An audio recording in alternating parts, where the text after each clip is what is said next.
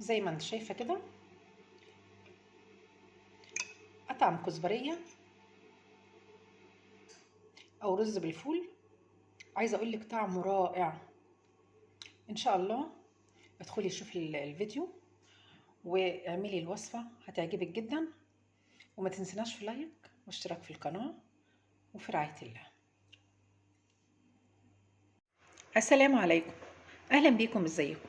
النهارده ان شاء الله هنعمل كزبريه او رز بالفول الحراتي. المكونات اللي عندي ان شاء الله، انا عندي هنا فول حراتي بس مفصصاه زي ما انتم شايفين كده، وعندي هنا وحدتين بصل وسط مخرطاهم، لو عايزه تبشريهم ابشريهم، انا مخرطاهم. وعندي هنا 3 وحدات طماطم مخرطاهم برضو خرط صغيره خالص، لو عايزه تعصريها عصريها، لو عايزه تخرطيها كده خرطيها، لو عايزه تبشريها ابشريها. عندي هنا كزبره، حزمه كزبره، لو حابه تزودي الكزبره عن كده زوديها عن كده، يعني هتدي طعم حلو برضو. عندي هنا معلقه صغيره توم. عندي هنا بقى بالنسبه للتوابل، طبعا هنحط ملح، وهنحط فلفل اسمر، وهنحط بابريكا، وهنحط كمون، وهنحط كزبره. لو حابه تحطي يعني نص معلقه صغيره قرفه حطي برضو بتبقى كويسه. دي المكونات اللي انا هستعملها ان شاء الله على 3 كوبايات رز.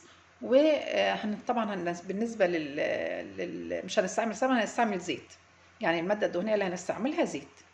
تابعي معايا بقى ان شاء الله، هتعجبك الوصفه دي جدا.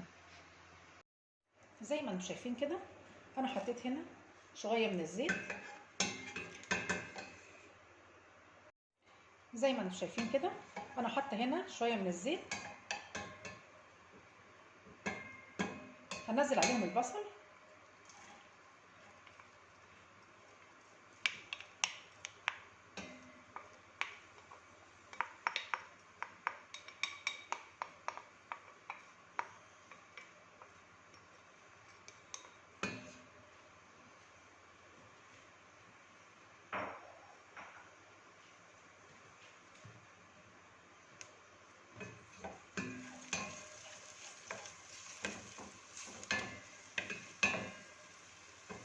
هنشوح البصل لحد ما تحمر خالص، او هنحمرها بمعنى اصح، بس مش هنخلي طبعا لونها بني، لا احنا هنخليها احمر كده فاتح حلوه.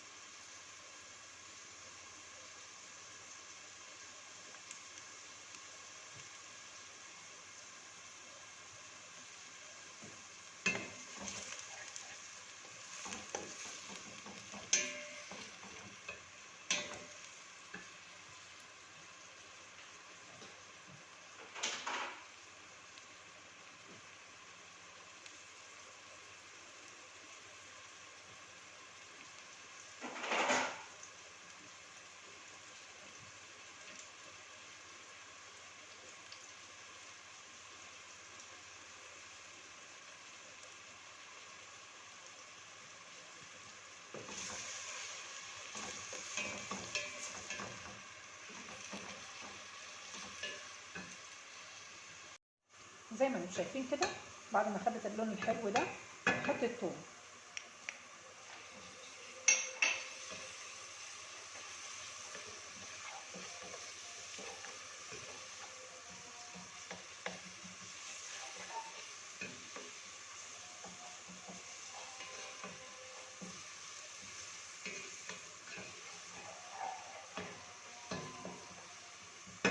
حط الطماطم،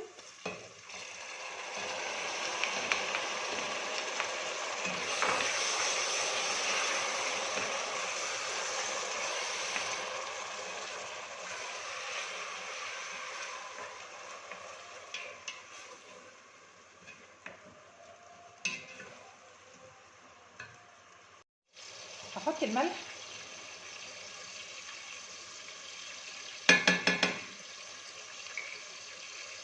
وهحط التوابل، وهسيبها بقى ايه لما الطماطم تدبل خالص خالص. اغطي عليها واسيبها لما الطماطم تدبل.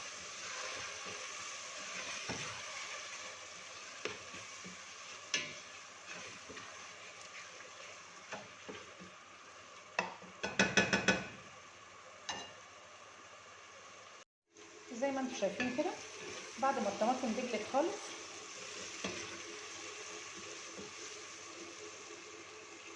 احط الفول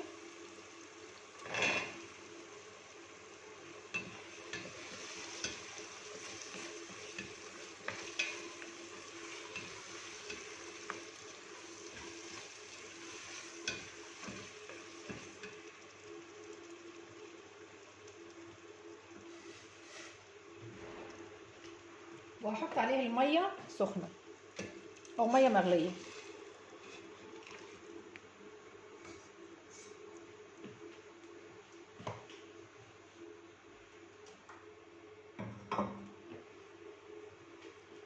هسيب الفول يستوي في الميه المغليه دي لمقدار كده ربع ساعه، يعني 3/4 سوا.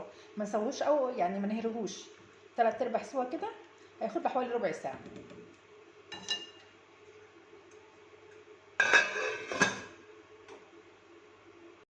بعد ما الفول استوى، او يعني زي ما قلت كده 3/4 سوا زي ما انتم شايفين كده، احط بقى الرز.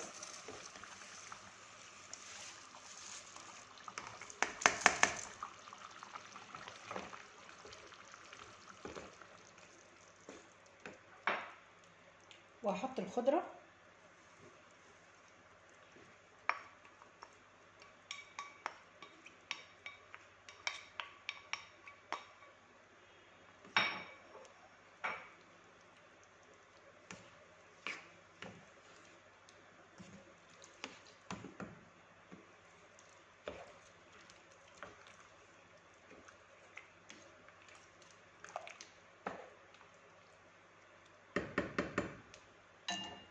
هغطي عليه بقى لما يشرب ميته، ونهدي خالص على الرز عشان خاطر يستوي براحته.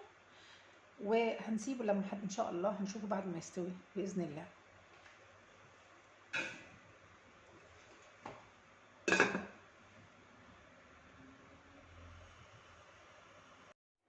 كده خلاص استوى، هطفي عليه زي ما انتم شايفين كده.